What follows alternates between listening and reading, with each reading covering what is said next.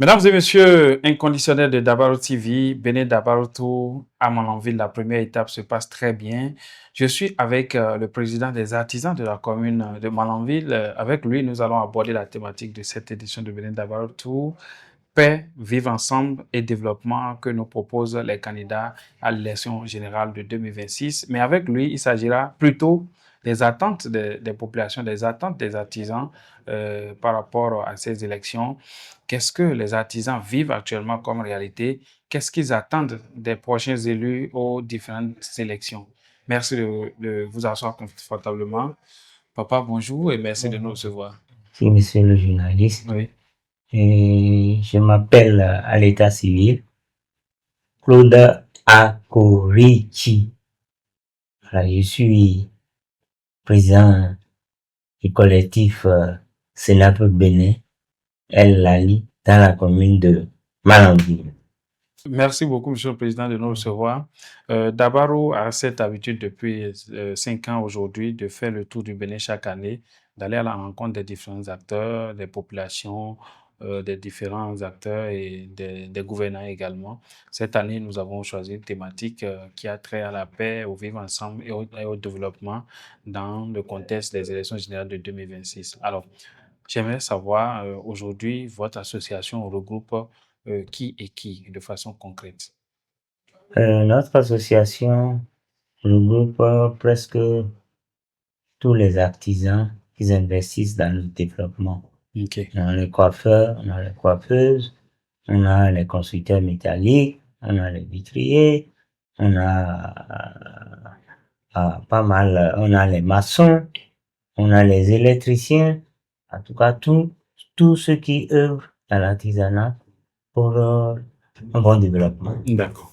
Alors, dites-moi, en tant qu'artisan exerçant dans la commune de Malanville, quelles sont les préoccupations auxquelles vous êtes confrontés? Quelles sont les difficultés auxquelles vous êtes confrontés au quotidien?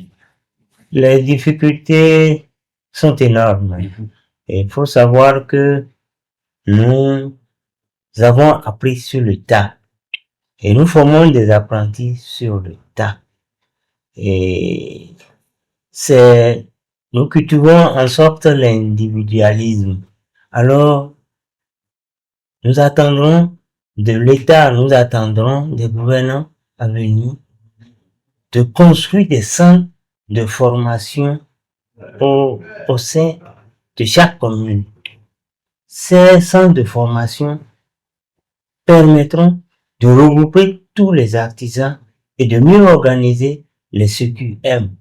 Que ce soit dans les CEG, nous avons un centre agréé où il y a les équipements et on peut faire participer tous nos artisans à ces formations, non seulement à la formation, mais aussi aux différents examens tels que le CQM et le CQP. D'accord. Alors, à part ce problème de formation, en termes de vivre ensemble, en termes de vivre ensemble et paix, quels sont les défis qui sont les vôtres aujourd'hui dans la commune de Malanville?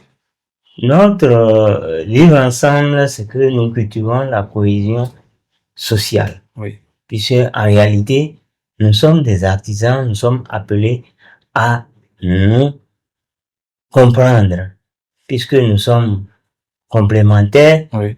Et il y a les menuisiers métalliques, il y a les menuisiers bois, il y a l'électricité. Tous ceux qui interviennent dans le bâtiment, on les retrouve dans ce collectif.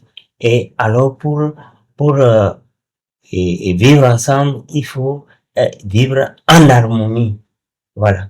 Et nous organisons des réunions de temps à autre, juste pour sensibiliser, tant soit peu, nos collègues artisans. Vous avez parlé de votre besoin d'avoir des centres de formation qui forment les apprenants dans les différents métiers. Dites-nous, quels sont les autres besoins que vous avez de façon concrète en tant qu'artisan situé quand même dans une zone frontalière? Quels sont les besoins que vous avez d'autres? Et qu'est-ce que vous espérez des prochains maires, conseillers, des prochains députés, du prochain président de la République? Notre besoin fondamental est de sortir de la précarité. nous avons appris un métier. Oui. Pour l'exercer, c'est qu'il faut qu'il y ait du travail. Si quelqu'un a son atelier et qu'il ne vend pas, ou bien il est compétent et qu'il n'a pas du travail, ça veut dire que rien n'est fait. Et nous sommes souvent frustrés, peut-être, d'avoir du travail et que les autres d'ailleurs qui viennent le faire à notre place. Nous sensibilisons nos artisans sur le fait de se formaliser. Parce que vivre en informel, ce n'est pas toujours bon. Voilà. D'accord. Merci beaucoup, papa.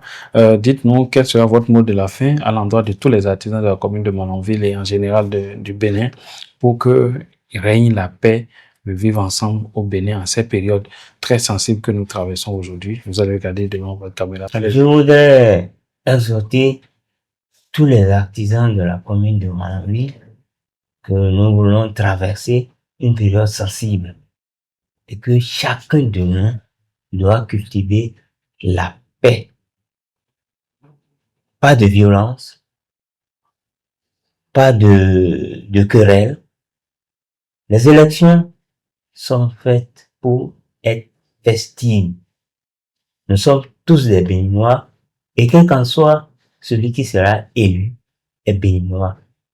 Ce que nous le souhaitons, c'est qu'il puisse conduire la troupe, qu'il puisse conduire les Béninois que nous sommes, de vivre ensemble, de sortir de la précarité, que l'avait déjà dit, qu'on ait assez du travail et que le panier de la ménagère ne soit pas vide. Merci beaucoup, papa. On vous aurait compris. Mesdames et messieurs, chers internautes, c'était là le président de l'amicale des artisans, du collectif des artisans, j'y arrive, de la commune de Malanville. Nous avons parlé de paix, nous avons parlé de vivre ensemble, nous avons parlé de développement.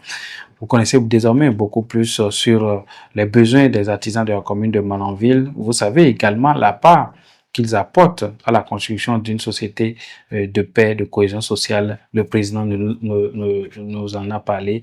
Merci de nous avoir suivis et à la prochaine étape. Au revoir.